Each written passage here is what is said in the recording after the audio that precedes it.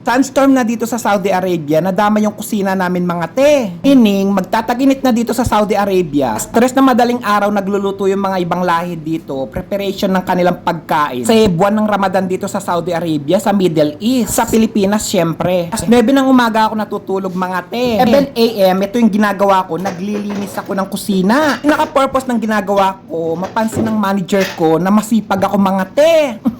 Albert, hindi lang maganda yan at makinis, masipag pa, sasabihin niya sa amo ko. Sobrang linis at hindi pa masyadong magulo yung kusina namin dito. May mga kasamahan ko dyan dahil sila ay nagpa-fasting. Ako, gising na gising pa mga te. Hindi nga ako masyadong maingay sa paglilinis dyan. Sama kay storbo ako sa pagtulog nila. Pagkakaalam ko, sa buwan ng Ramadan, isa sa pagpapatawad yung dapat mong gawin. Kaya hindi ako nagrereklamo kahit anong dumi pa yung gawin nila sa kusina namin. Kasi nagpapatawad ako sa buwan ng Ramadan. Pagkatapos ng Ramadan, kayo yung maglinis.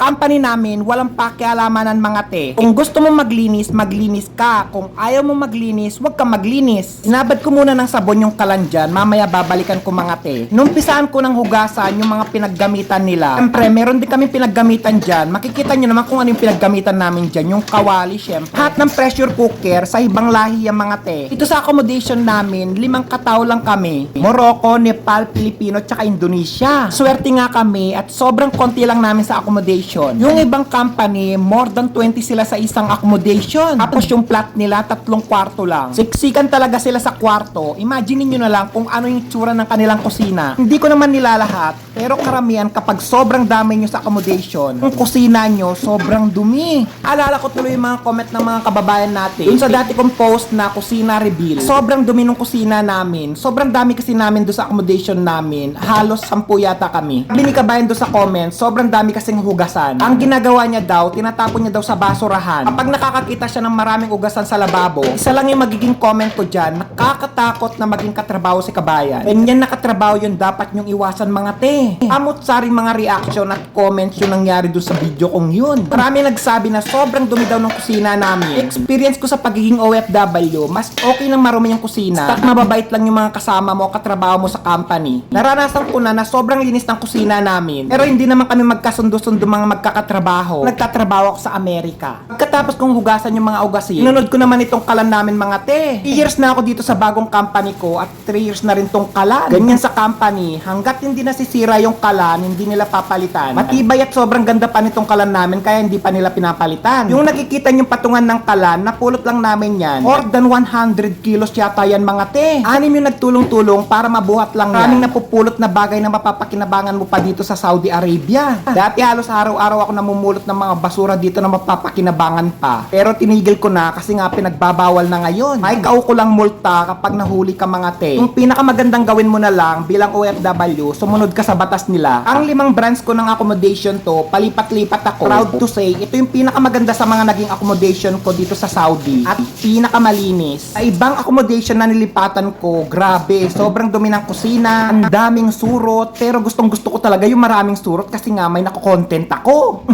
Yung isang accommodation namin, Istraha mga te. Pag Biyernes at Sabado, sobrang daming nakapark na sasakyan. Di ka masyado makakatulog kasi nga sobrang daming nagpapatugtog. Araw-araw ganito karumi yung kusina namin. Ang pinakabawal dito is bawal kang magreklamo. Pwede kang magkalat, pero bawal na bawal kang magreklamo. Yun yung kagandahan dito, kaya nagkakasundo-sundo yung mga tao. Di ka naman uutusan ng manager dito para maglinis ka ng kusina. Kanya kasi sobrang pagod mo sa trabaho. Pagkatapos nga namin sa trabaho, sinasabihan na kami magpahinga na kami. Buwan ng Ramadan, 8 p.m. yung pasok namin hanggang 3 a.m. Napauna namin magluto yung mga nagpa-fasting. Kasi 3:30 a.m. dito sa Saudi Arabia, kumakain na sila. Pagkatapos nila magluto, kami na yung susunod. Sobrang daming kalat kapag kami na yung susunod. Ganun talaga yung way nila sa pagluluto, makalat. Minsan nagbabayad sila para may maglinis dito sa aming accommodation. Lalong-lalo na sa kusina. Pinakahuling inugasan ko, itong mga kutsara. Papakuluan ko sa mainit na tubig para ma-sterilize mga te.